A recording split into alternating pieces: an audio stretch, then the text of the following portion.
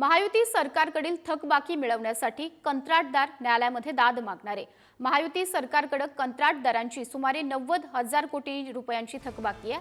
थकबाकी लवकर मिळवण्यासाठी कंत्राटदार मुंबई हायकोर्टामध्ये याचिका दाखल करणार आहेत। सरकारविरोधात याचिका दाखल करण्याचा बिल्डर असोसिएशन ऑफ इंडियाने निर्णय घेतला।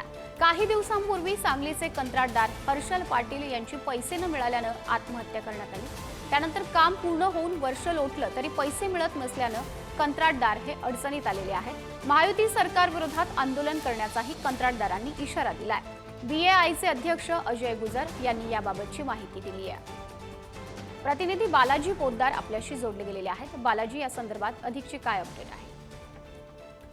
माधुरी, सध्या राज्य सरकार आर्थिक अडचणीत आहे आणि अनेक कंत्राटदाराचे बिले जे आहेत ते अडकलेले आहेत। विविध विकास कामाचे जे 90,000 कोटी रुपये बिले कंत्राटदाराचे आहेत जे राज्य सरकारकडे अडकलेले आहेत आणि ते लवकर मिळत नसल्याने सगळे कंत्राटदार अडचणीत आले आहेत।